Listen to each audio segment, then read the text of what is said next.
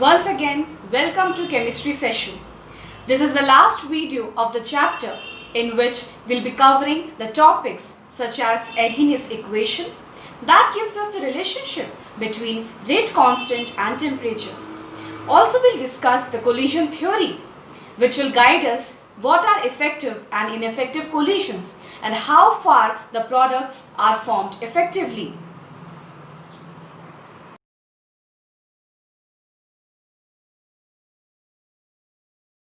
In this session, we'll be covering the temperature dependency with the help of Arrhenius equation, the concept of activation energy, role of a catalyst in a reaction, and at last, collision theory.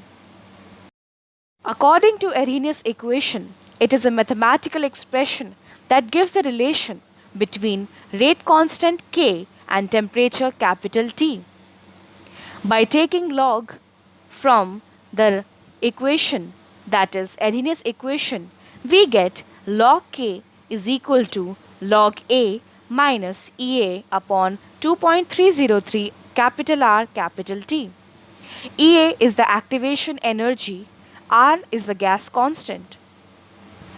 The logarithmic values have the graph with slope equal to minus EA upon 2.303 R. Before understanding the topic, activation energy, we need to deal with threshold energy. It is the minimum amount of energy which the reactant must have in order to get converted into products. Activation energy is the additional amount of energy needed by the reactants to become products. This kind of energy becomes equal to threshold value when the reactant starts transforming into product. So, activation energy is basically the difference between ET minus ER.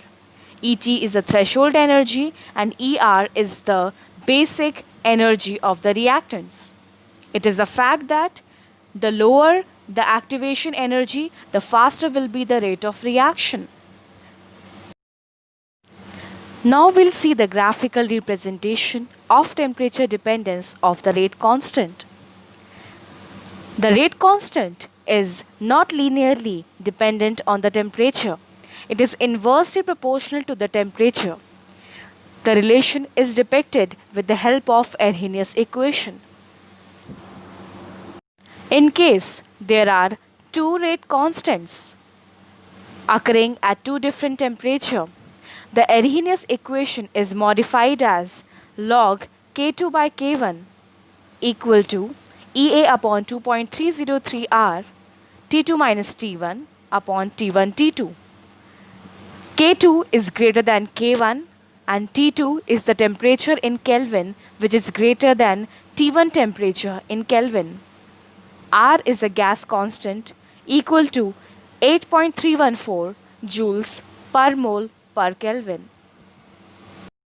Now we'll understand the role of a catalyst in a chemical reaction. Catalyst provides an alternate pathway or the mechanism by reducing the activation energy between reactants and products. Hence, it tries to make the potential energy barrier lower and speeds up the reaction without participating in it. The graphical method shows two curves.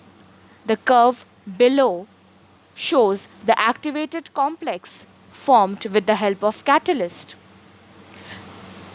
The curve situated above shows the activated complex without catalyst.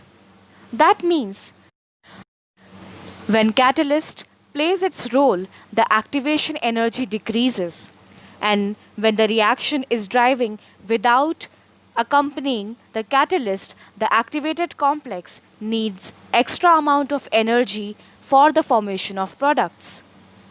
The last topic of the session is collision theory of reaction rate.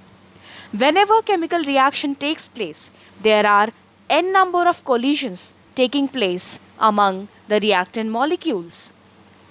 The number of collisions taking place per second per unit volume of the reaction mixture is called collision frequency.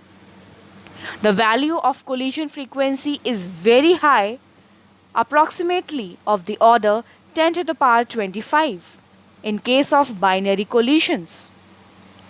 It is a fact that every collision is not successful in bringing about a chemical change or forming a product.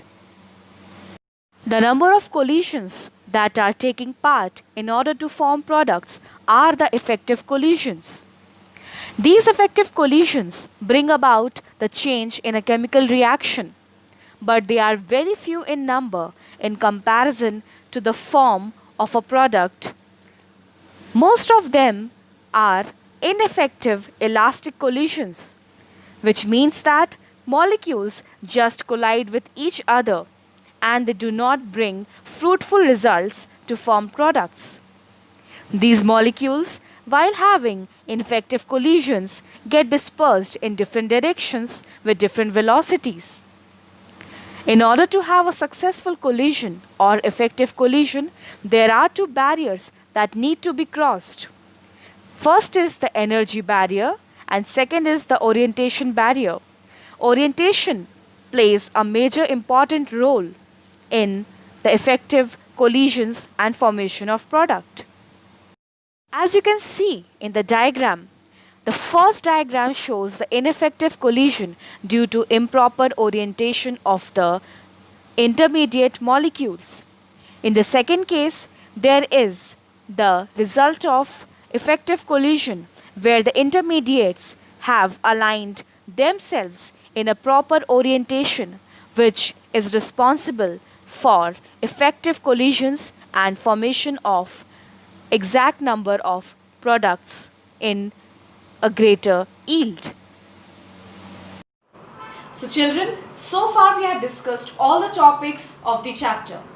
I guide you to practice past 11 years CBSE board questions related to all the videos so far we have made and discussed. Till then, do practice thoroughly, take care and thank you one and all.